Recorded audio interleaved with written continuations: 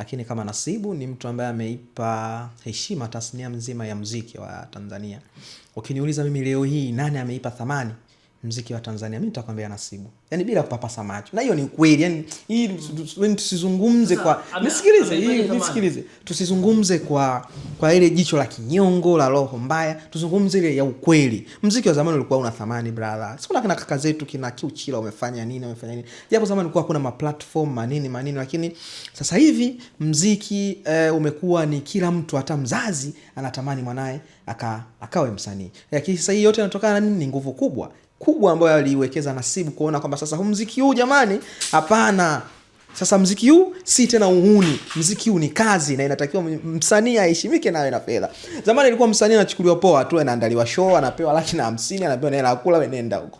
Lakini promoter anapata mahela makubwa sana. Nasibu akamwambia haiwezekani. Mimi ambaye naimba inatakiwa ninufaike zaidi kuliko atoe promoter. Lakini mwisho wa siku watu walimwona Nasibu mjinga, lakini leo hii kila mtu akienda kwenye show anataka anapata hela nyingi. Nataka hela nyingi, umeona? Kwa ni namna gani uthubutu unaweza ukafanya kitu sasa na wewe watu wengine wakanufaika nacho. Kwa hiyo Nasibu alipambana, leo mwisho wa siku muziki umekuwa na thamani kubwa sana. Umeelewa Yeah. So far kauli ya Damo ya Alikiba imekuwa na kasi pale jijini Mwanza baada ya kusema atatoa nyimbo zingine na mimi watatoa nyimbo zingine na zingine, lakini mimi nitatoa nyimbo moja tu. Kauli hii ina utata sana. Inaonekana kama amemjibu Diamond Platinum na comments zimekuwa nyingi sana. Hii sasa tuende kazi, tuambie. Upande wako unaonaje? Sasa hivi mimi sijajua kama lakini sidhani kama anamjibu. Unajua kila mtu anakuwa na mashabiki zake. Kwa mfano Nasibu ana mashabiki zake na anatoa nyimbo zinafanya vizuri, zinapata ma viewers mengi, zinapata nini, yani kwa kifupi anafanya vizuri. Lakini hata Ali pia naye ana mashabiki zake, yani anafanya muziki wake mzuri na anapata viewers nyingi, anapata manamba, yani muziki wake unafanya vizuri. Kwa hiyo sasa hapo ukisema anasema tatoa ngoma moja tutafunika, mimi sidhani. Na kila mtu anakuwa na target yake kwamba mimi nataka nitoe ngoma mfululizo. Umeelewa? Mimi nataka nifanye ngoma moja tu itulie. Kwa hiyo kila mtu na target zake na kila mtu na uongozi wake. Lakini mimi nadhani kila mtu anafanya vizuri katika namna yake. Kama mambo mengine tuachie ni content za kibiashara, lazima utengeneze kibifu fulani. Lengo ni muziki ukwende mbele. Moja kitu ambacho nataka kuuliza Bwana Issa ni kuhusiana na masuala ya wadada wa mjini hapa. Nasikia ni miongoni mwa muhanga mkubwa wa DM za wanawake kwenye account yako. No. Mimi waniogopa, mimi sio ustazi Sheikh, mambo wapi na wapi mimi. Sio ni muhanga mkubwa, ni kwamba usumbufu ni mkubwa. Na bwana hiyo sio mimi. Kwa sababu unajua mimi simu yangu message za DM hivi naangalia kweli. Nimeset kwamba utakaponitumia message mimi WhatsApp Instagram yangu inakujibu moja kwa moja kama karibu, tunakuwekea namba za simu pale kwa ajili ya kukuhudumia kwa uharaka zaidi. Kwa hiyo sijapata muda sasa ukawa nachunguza, lakini sasa message za DM za kina dada wanataka magari. Kama magari wakaribie sitowauzia. Wewe hujachambua sasa message DM ya kina dada wanataka nini? Nasikia wanakusumbua sana, watu wengi wanakutaka sana kimahusiano. Sasa mimi sina wake nani. Doto akamwambia wa Facebook, na wanataka tu watu wake 8 na jamani. Tumuulize sasa Doto, mimi na wake 8 wa Facebook na wa DM wanataka wa Instagram, taweza? Unaafodi vipi lakini hiyo Issa vishawishi? Mnasema tunajua Muislamu. Na sisi zipo mbinu ambazo zimetuelekeza namna gani ya kutulia katika mahusiano moja kitu ambacho nilikuwa nataka nikuulize Issa, na mimi nilikuwa natamani nisikie mdomo wako kwenye hili, ni kuhusiana na Judith ambaye alizungumza East Africa Radio na TV kwenye kipindi cha Final, akisema kwamba yeye hawezi kuishi na mwanaume ambaye hana hela, na mwanaume utajitokeza basi inabidi awe na pesa. Wanawake wa design hii Issa unawazungumziaje? Hiyo sasa unajua kuna ile usemi mwanamke hana hela anasema hamtaki mwanaume ambaye hana hela. Kwa hiyo hapa ni maskini hatupendani. Umenielewa? Mwanamke hana hela alafu naye hamtaki mwanaume mwenye ambaye hana hela. Kwa maskini hatupendani ndugu yangu. Hujanielewa? Hatupendani. Hebu nifafanulie. Yes, hana hela. Okay, nifafanulie kwa evidence. Yeye hana hela. Lakini anakuambia hamtaki mwanaume ambaye hana hela. Kwa maskini hatupendani. Yeye ana pesa lakini anavuda yeye anasema kwamba ana pesa. Yeye hana, ndio maana anasema hamtaki. Wewe unajuaje kama hana pesa? Ndio maana anasema hamtaki mwanamke maskini. Kwa hiyo angekuwa anazo, angesema hana mtaka maskini. Lakini kwa sababu anakuambia sio kwa mfano huo bana Issa. Kweli? Ndio anakuambia. Kama angekuwa na uwezo angetamani kusupport kwamba aogopi chochote. Kwa sababu ana hela na anakuambia hamtaki maskini hatupendani. Ina maana anajiwekea guide au inakuwaje? Maskini hatupendani. Ni kwamba anajiwekea guide au? Anajiwekea guide maskini hatupendani. Kwa hiyo bwana wewe. Lakini nadhani sidhani kama kauli zile wanakuwa wanazitoa kutoka kwenye yakini ya moyo. Kwa sababu mwisho wa siku mapenzi sio pesa, mapenzi ni makubaliano, huruma, kuhurumiana, kupendana. Wanatoa yale matamko kwa ajili ya kutengeneza content kwenye mitandao ya kijamii, lakini binafsi moyoni wanafahamu kwamba mapenzi ni zaidi ya pesa, kwa sababu unaweza kuwa na mwanaume ana mahela mengi sana, tajiri, ana kila kitu, lakini hakupi thamani, hakupendi, hakuthamini, hakufanya nini. Zaidi ya kwenye kupokea tu simu akiiona na shida na milioni, na kutumia milioni umpati tena mpaka siku akiwa anakuhitaji na kutumia. Hayo sio mapenzi. Mapenzi ni yale zaidi ya fedha, ya kusalimiana, mpenzi wangu uko wapi?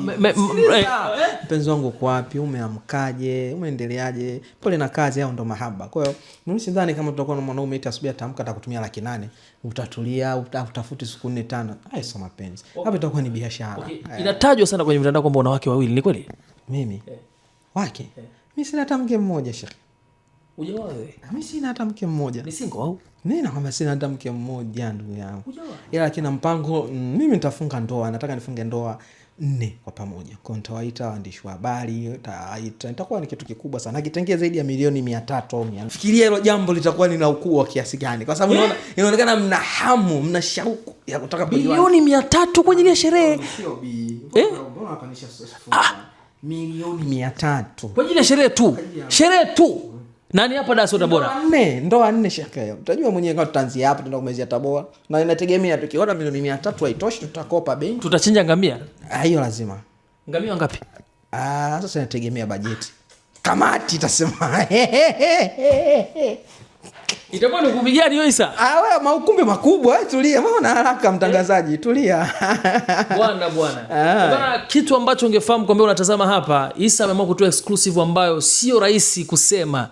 Anadai kwamba Suni atakwenda kushangaza umma kwa kufanya sherehe kubwa sana na ibada kubwa sana ambapo wake 4 watafunga ndoa kwa pamoja. Sasa kiongozi huyu labda tutampa nani? Labda pengine kiongozi gani ambao ungempendekeza angalau hata umuombe basi aweze kushiriki kwenye hilo jambo? Sasa hiyo siku ikifika mimi nitakwambia. Na bahati nzuri viongozi wote wa nchi hii wamekuwa ni marafiki zetu, wametupokea kwa ukubwa sana. Na mimi nafurahi sana, sisi ni vijana wao, tunapambana kuona juhudi za kwetu na zinawavutia. Na tunapokuwa tuna majambo yetu tukipiga simu wanatupokea kututatulia matatizo yetu. Ni kitu chenye furaha na faraja sana kwetu. Kwa hiyo wamekuwa marafiki zetu. Sisi sasa ikifika siku yenyewe tutakwambia fulani na fulani na fulani ndio viongozi. Kamati ya harusi. Moja kauli ambayo pia waga inazungumzaga sana kwenye baadhi ya watu kwenye jamii, wanasema kwamba matajiri waga wapendage kuoa. Hivyo nafikiri ni kwa nini inakuwa hivi? Mimi sasa ndo napenda kuoa. Sema kama anakuletea ndoa 4 kwa pamoja. Sasa lakini watu wanadai kwamba hawapendagi kuoa, ndio maana rais kuota na wanawake wengi. Na mimi sasa kuna wanawake wengi sipo hiyo. Mimi na wanawake wengi. Ni wengi sio? Wengi si dini inaturuhusu 4, sio wengi. Kwa hiyo ndio mwisho wako ni wanne. Dini yangu inataka niwe wanawake 4 sheikh. Mashaallah. Unawapaje muda? Sasa hiyo niachie mimi mwenyewe nitajua nitapanga. Na wote wako hapa Dar es Salaam. Si bado sijawapata au ndio nataka niwatafute. Mbona unielewi? Kwa sababu maana hauna kabisa. Isa bana. Ndio nakwambia tulia. Tazama lakini kwa ukubwa. Wewe utakuwa una haraka. Zaidi ya watu milioni 3 wanakutazama hapa. Tulia, usitake sasa jambo kuendea pupa. Utapata taratibu. Vipi bwana? Sasa kwenye upande wa shows sasa, master gani ambao utawapendekeza kwa favorite kwa ajili ya kutoa burudani pale na nini? Burudani zinakwenda kwa ukubwa sana. Ni nini hiyo? Aiyo tulia utaona. Nitakupa mpaka list, lakini wasanii wote wakubwa watakuwepo. Kwa sababu wamekuwa washikaji zetu. Wanaosimamia surprise nani? Ni Doto nani? Kwenye kusimamia. Doto na kamati yake maalum. Ambapo kamati nini? Maalum. Si kamati ya maneno wewe hujui. Lazima mtapeka kamati yake. Kamati ya maneno Doto lazima awepo bwana. Hebu mpigie simu Doto bana, utumwambie ile jambo bana. Kwa sababu asimwambie leo ataharibu. Kwa sababu anajua atatuharibia. Kweli? Bwana wewe. Kwa sababu mara kadhaa pia tunaona ukiwa unajitoa sana kwa jamii, unakuwa ukisaidia baadhi ya vituo. Tumeona takriban mara 3 mfululizo unafanya. Sababu tulikuona unafanya kwenye achi, lakini siku moja ukawa unasema kwamba utakuwa mtu sana kufanya starehe sana, lakini inabidi ujitoe. Nataka kujua kwa nini uliamua kuguswa kufanya vile? Japo ulizungumza juu lakini ukuizungumza kwa kina. Nini kilikugusa, au ulishakupitia maisha fulani ambayo ni ya mateso sana Isa? Sasa unajua hapa duniani unapokuwa angalau una pesa ambayo inakukiza mahitaji yako wewe. Na unaona na kaziada ambako kanaweza kakawasaidia watu wengine. huyo mtu ni mtu mzuri sana, akaenda kuwasaidia watu wengine. Sio tu hapa duniani, hata mimi dini yangu ya Uislamu inanielekeza nifanye hivyo. Tuwakirimu wale ambao wenye uhitaji. Umeelewa? Kwa mimi naonaga ni kitu kizuri sana kama nitatumia muda wangu kwenda kujumuika na watoto wale ambao wenye kuwa sio watoto tu, hata watu wazima ambao wanakuwa na uhitaji wa mahitaji muhimu, fedha na nini na kwenda kuwasaidia. Na ndivyo dini inavyotaka. So dini hata kawaida utu wa kibinadamu natakiwa tuishi hivyo. Natakiwa tuishi wote tuwe katika usawa, kwamba hata wale ambao hawana mwisho wa siku wajione wapo katika sehemu. Bwana wewe. Yeah. Bwana, hii salama kwa kumalizia tu, tuache mashabiki zako, kwa sababu tunasemaga mashabiki wa Tambuu Motors. Hatusemagi wateja, mashabiki. Maana kwenye biashara yako kuna burudani kubwa. Yaani tunaweza tukasema burudani ya asilimia 70, biashara asilimia 30. Lakini hii sana kuna mtu anakuambia uko busy. Waambie tu neno moja tu. Bwana, mimi nawakaribisha sana Tambuu Motors, lakini nawaambia kitu kimoja. Wasifate sana maneno ya Instagram.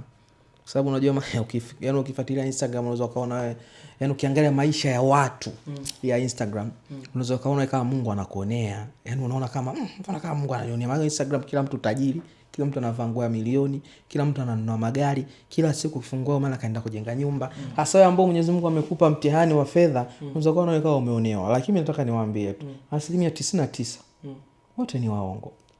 Yaani unaoona ile maisha sio maisha ya halisi.